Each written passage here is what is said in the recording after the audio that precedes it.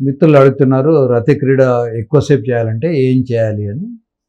మన వాళ్ళు ఛానల్కు కామెంట్స్ రూపంలో కానీ క్వశ్చన్స్ రూపంలో కానీ రాసినప్పుడు దానికి ఆన్సర్స్గా మనం చెప్తున్నాం. ఇప్పుడు ఎవరైనా రతి క్రీడ ఎక్కువ చేయాలనుకున్నప్పుడు first thing is body weight చూసుకోవాలి. శృంగారం అనేది ఒక రకమైనటువంటి రన్నింగ్ లాంటిది. మనిషి రన్నింగ్ చేసినప్పుడు ఆయాసపడతాడు, తర్వాత కాళ్ళు లాగుతుంటాయి, చెమటలు వస్తుంటాయి. శృంగారంలో కూడా ఇవన్నీ జరుగుతుంటాయి. ఒక రౌండ్ ఆఫ్ రన్నింగ్ కాగానే వెంటనే సెకండ్ రౌండ్ ఆఫ్ రన్నింగ్ చేసుకోలేరు. శృంగారం కూడా ఒక రౌండ్ కాగానే సెకండ్ రౌండ్ రాదు. అంటే దీని అర్థం ఏమిటి?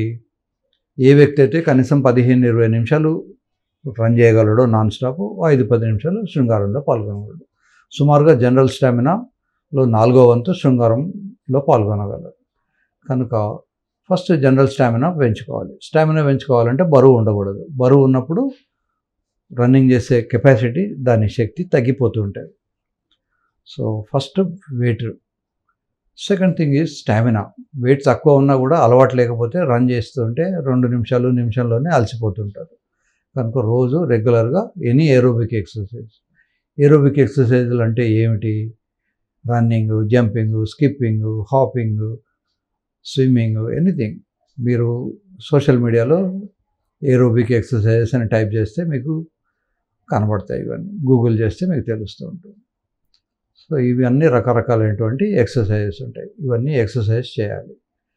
బాగా హెవీగా తింటే రన్ చేయలేరు. కనుక శృంగారంలోకి పోయే ముందు హెవీగా తినకూడదు. అట్లని చెప్పి ఆకలితో కూడా వెళ్ళకూడదు. రష్యన్ సైంటిస్టులు కొన్ని ఎగ్జామినేషన్స్, కొన్ని టెస్టులు చేశారు. వాళ్ళు ఏంటంటే కొన్ని ఆడ ఎలుకల్ని, మగ ఎలుకల్ని సెపరేట్ చేసి కొద్ది రోజుల నుంచి ఆడ ఎలుకల్ని ఒక చోట, దాని పక్కనే ఇంకో చోట ఫుడ్ పెట్టేస్తే మగ ఎలుకలన్నీ ఫస్ట్ ఫుడ్ వైపు రన్నింగ్ చేసుకుంటూ వెళ్ళిపోయాయి. ఆ కడుపు నిండిన తర్వాత ఆడ ఎలుకల వైపు వెళ్ళాయి. అంటే వాళ్ళు ఏమనుకున్నారంటే food is a primary indication. ఆకలి అనేది ప్రైమరీ, దాని తర్వాతనే శృంగారం అనేది. సో సుమారుగా మనుషులు కూడా అవే వర్తిస్తాయి. అట్లని చెప్పి ఆకలితో పోకూడదు. ఎట్ ది సేమ్ టైం బాగా హెవీగా తింటే కూడా శృంగారం చేయలేరు. మూడోది, చక్కగా స్నానం చేసి వెళ్ళాలి. స్నానం చేయకుండా వెళ్తే గబ్బు వాసన వస్తూ ఉంటుంది. Partner may not be very cooperative. 4వ పాయింట్, బాగా హెవీగా విపరీతమైనటువంటి సెంట్లు వగేరా వేసుకొని వెళ్ళకూడదు. ఎందుకంటే మీ పార్ట్నర్కు ఏ సెంట్ ఇష్టమో, ఎంత మైల్డ్గా ఉంటే ఇష్టమో ఇవన్నీ కూడా మీరు గమనించుకోవాలి. కనుక ఎక్కువ సెంట్లు పూసుకోవడము అవి చేయకూడదు. 4వ పాయింట్ ఏంటంటే హెయిర్ ఉంటే రిమూవ్ చేసుకొని ఉండాలి ఆల్రెడీ. కొద్దిమందికి ఆ హెయిర్ ఉండేసరికి ఎస్పెషల్లీ ఆ హెయిర్ దగ్గర చెమట వచ్చేసి అలా ఇచ్చింగ్ ఉంటుంది. కనుక శుభ్రంగా ఉండాలి. శరీరాన్ని శుభ్రంగా ఉంచుకోవాలి. స్నానం వగేరా చేసి వెళ్ళాలి. కొద్దిమందికి నోట్లోంచి వాసన వస్తూ ఉంటుంది. దాన్ని హాలిటోసిస్ అంటుంటారు. సో అట్లాంటి వాళ్ళు శుభ్రంగా బ్రష్ చేసుకోవాలి. మళ్ళీ పొద్దున ఎప్పుడో 6 గంటలకు 7 గంటలకు బ్రష్ చేసుకుంటే రాత్రి 10:30 కూడా అదే ఫ్రెష్గా ఉంచదు. కనుక బెడ్రూమ్లోకి వెళ్ళే ముందు మళ్ళొకసారి బ్రష్ చేసుకొని వెళ్ళండి. వీలైతే నోట్లో ఏలకులో, లవంగాలో పెట్టుకోండి. తర్వాత శృంగారం అనేది కేవలం పెట్రోల్ బంక్ బిజినెస్ కాదు. కనుక పెట్రోల్ బంక్ బిజినెస్లో ఏమిటి, హడావిడిగా రాగానే దాన్ని మూత తీసేసి పైకి లేవట్టి అందులోకి నాజిల్ పెట్టేసి డీజిల్లో, పెట్రోల్లో వేస్తారు. అలా కాదు. కనుక మీరు ఏం చేయాలి అంటే కొంతసేపు అమ్మాయిని మూడ్లోకి తెచ్చుకోవాలి. అమ్మాయి చేతిలో చేళ్ళు ఇలా వేయడము, లేదా చేతితో వెంట్రుకల్ని ఇలా సవరించడము, బట్టలు ఉండగానే హక్ చేసుకోవడము, ఇవన్నీ కొద్ది నిమిషాలు పాటించిన తర్వాత న్యూడ్గాను, సెమీ న్యూడ్గాను మీరు మీ కార్యక్రమాన్ని స్టార్ట్ చేయొచ్చు. కనుక హడావిడిపడి రాగానే ఒక ఏదో యుద్ధం లాంటిది ప్రకటించినట్టు మీద పడి చేయకూడదు. రెజ్లింగ్ కాదు.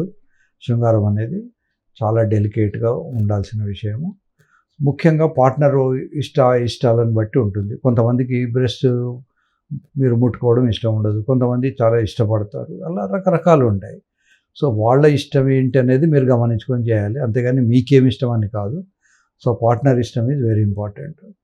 తర్వాత ఫిమేల్ టాప్లో ఎక్కువ టైం వచ్చే అవకాశం ఉంటుంది. కేరళలో ఒక ట్రెడిషన్ ఉంది. వాళ్ళు పైనుంచి ఒక తాడు వేలాడగట్టి ఉంటుంది. అమ్మాయిలు అబ్బాయి పైన కూర్చొని ఆ తాడు హెల్ప్తో చేతులతో పట్టుకొని వాళ్ళు థర్స్ట్ చేస్తుంటారు. So that's also one of the good techniques.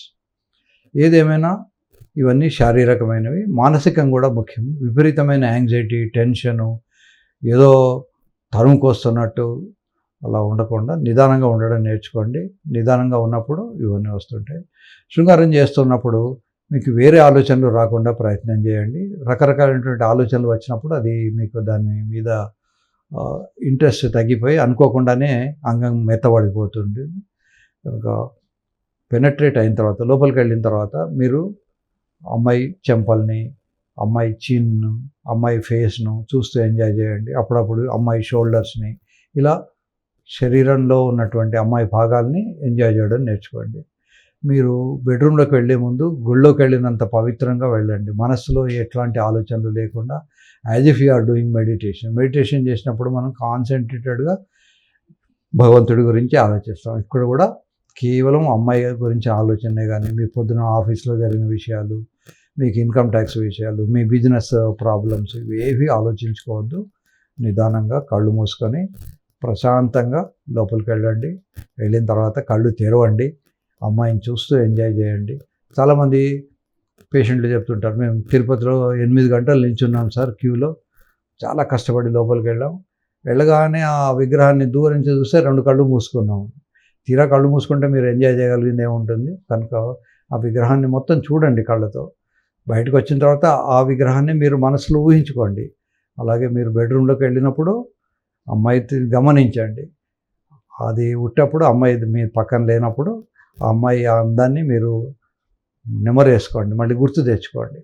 So that's how we have to concentrate. It's all concentration and physical ఉంటుంది. ఇవి ఉండగా కూడా ఒక్కొక్కసారి ఇన్ని చేయగా కూడా తొందరగా అయిపోతుంది, దాన్ని శీఘ్రస్ఖలనం అంటారు. అలా అయినప్పుడు దానికి ట్యాబ్లెట్స్ ఉంటాయి. డపాక్సిడిన్ అనే ఒక ట్యాబ్లెట్ ఉంటుంది, 30 mg ట్యాబ్లెట్.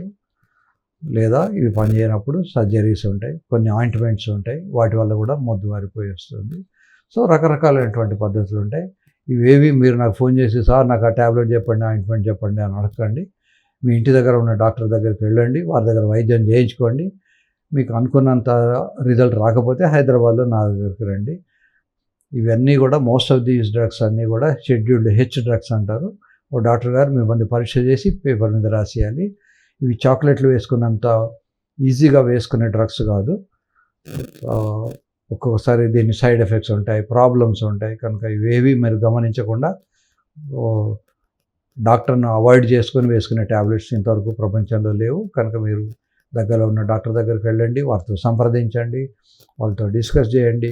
ట్యాబ్లెట్ ఎప్పుడు వేసుకోవాలి, భోజనానికి ముందా, భోజనం తర్వాతనా, ఇవన్నీ కూడా ఆలోచించుకొని వేసుకోండి.